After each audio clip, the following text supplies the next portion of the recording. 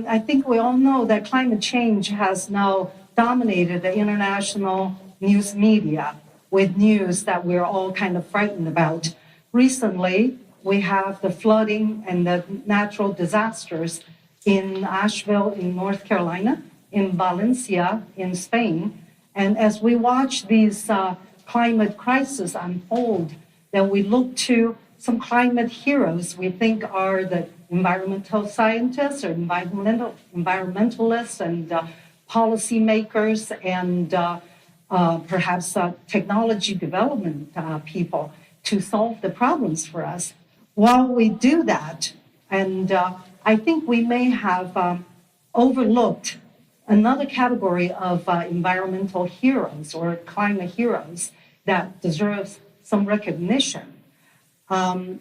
These people that I'm speaking of are the rural populations in the developing world, specifically in African rural population. As you can see, they produce very, very low carbon emissions or carbon footprints comparing to the rest of the world, particularly in the US.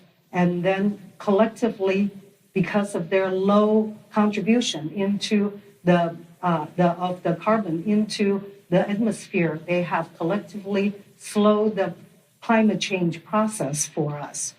And how have they done that? I'd like to share some of my own observations from my 35 years of experience of working in the fields all over the world with these rural populations. And the way we can understand how they have produced such a low carbon emission is to look at what are some of the most important contributors to carbon emission.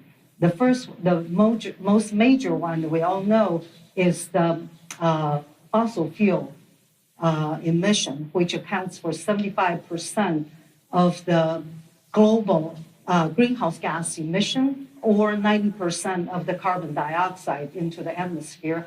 And this fossil fuel is used to generate electric energy for our consumption and fuel, transportation, and power industries. And in addition to this, it's the meat production that is also a major carbon emission into the atmosphere, and plastic waste and other waste. So I would like to share how they contribute so little to the carbon emission.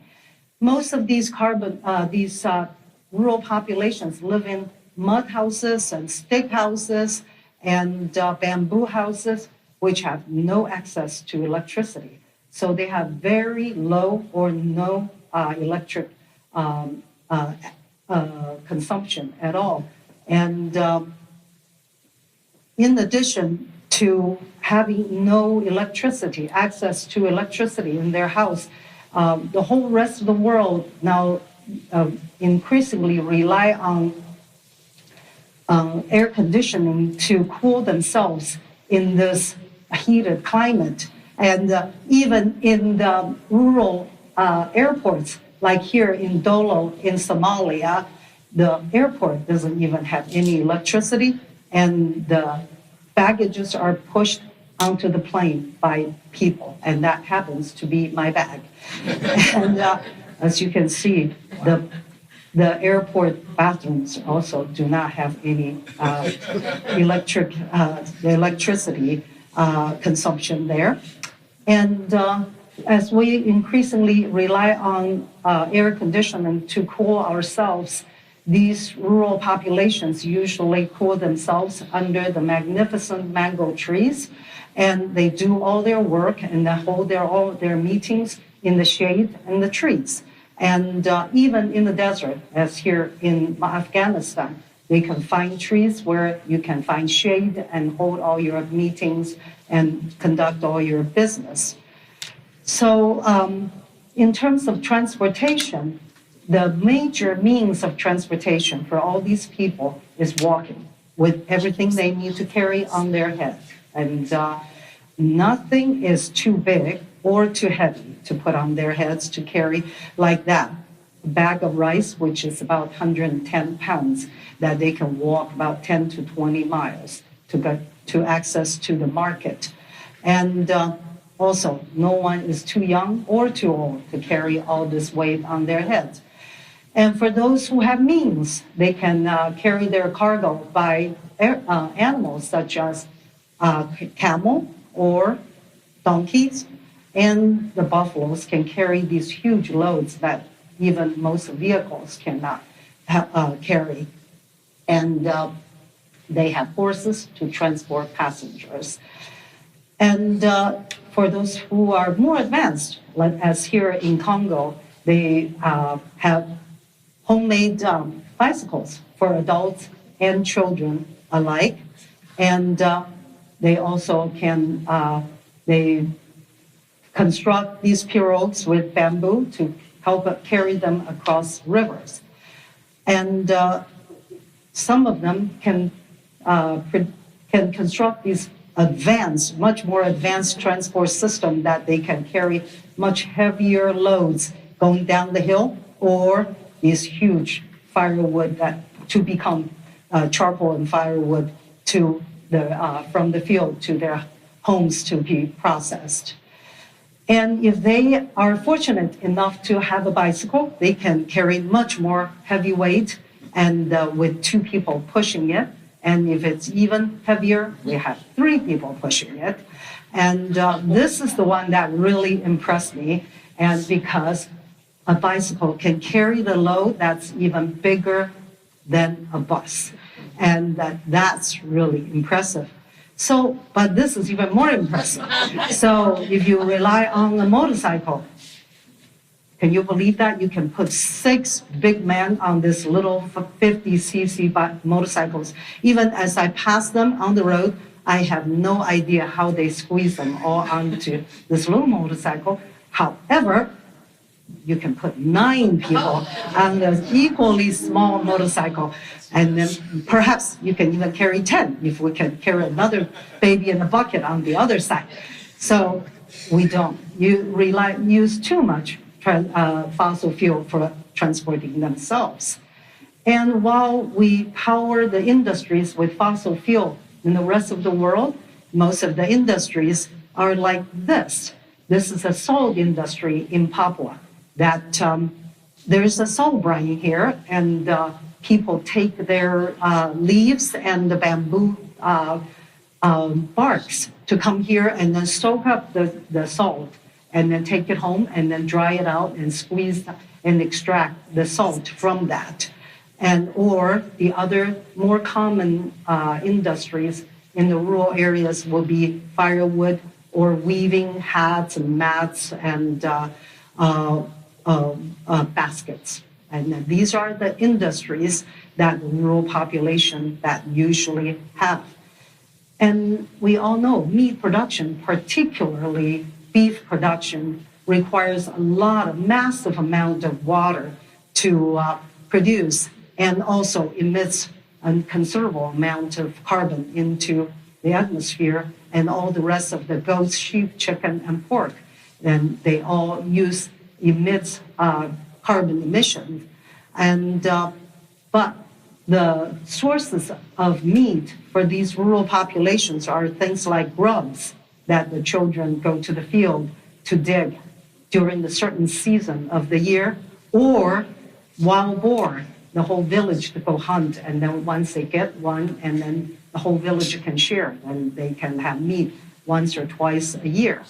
The bulk of the consumption of food is mostly the starchy root crops, such as sweet potato, cassava, yam, and taro.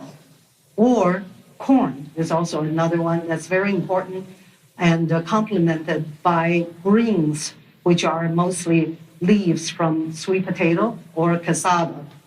And so this is a very typical meal that you can see there's sweet potato, there's taro, and there's corn, and there's greens. This is mostly the kind of meals people consume, very little meat consumption.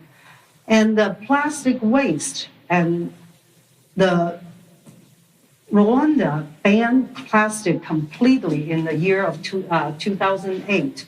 And I went to Rwanda 2009, not believing that's actually true.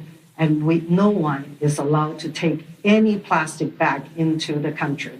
And you see no plastic. And Kenya did not ban it until 2017. And when I went back there in 2021, I did not see one single plastic bag.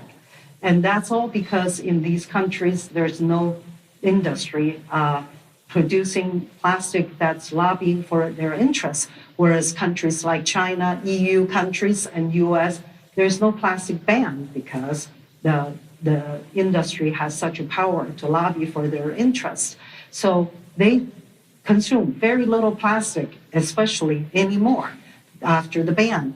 Most of the stuff and the products that is not carried in plastic, but mostly in locally found, such as bamboo leaves.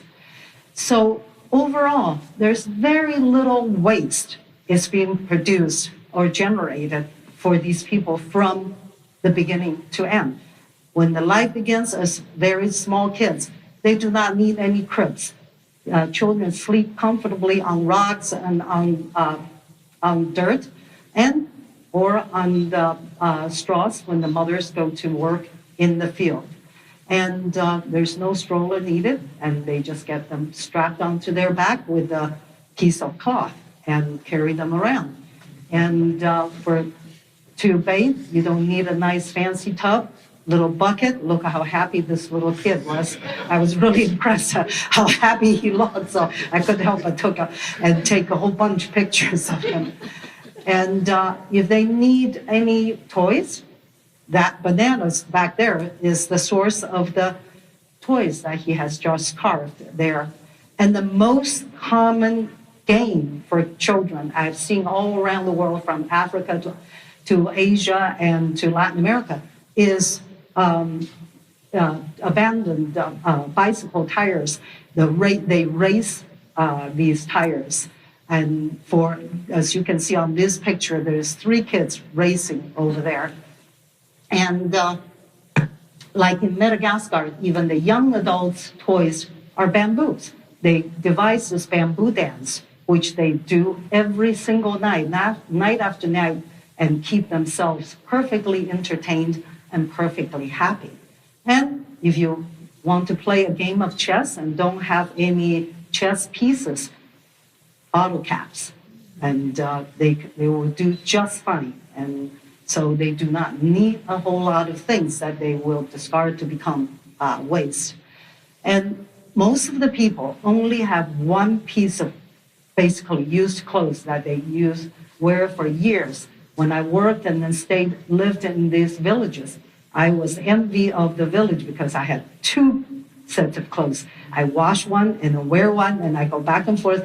They never change clothes. There's only one piece of clothes until it becomes tethered, and they have to change. I actually never seen them change into any clothes. I don't know when and how they change the next set of clothes.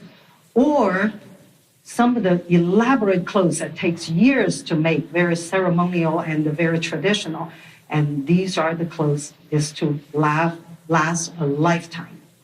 And water often has to be fetched with bamboo. And then you go take the bamboo pole into the river and then carry them back up to the village. That's hard work. You don't get too much in each trip. Or if you're very lucky, then there is a community well in the village. That's often the children's job to go fetch the water and then carry them home on their heads. So water is very precious resources, not to be wasted, and people do not waste water. And their life can be summed up by this young Madagascar Malagash man at his death. And in their death, in their tradition, at your death, your worldly possession is to be placed next to you. And as it is the case with everybody, it's usually a plate and a bowl, a spoon, and his hat. And that's the entire possession he's ever owned in his life, and that piece of clothing that's on him. And then he gets placed under a hanging rock to decompose. And so even in death, there is no waste generated.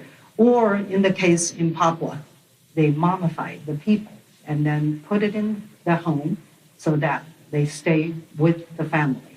And so what I want to say is this is not a talk to say we should emulate them and then adopt their way of life, because this is not the kind of life that anyone wants to have. This is the circumstances of their life that dictated that they live this way. So in other words, they're not really just the passive victims of climate change to which they contribute very little, but they are actually real heroes that have unwittingly contributed to this whole slowing down the process of climate change, just because such a low carbon footprints that they have produced.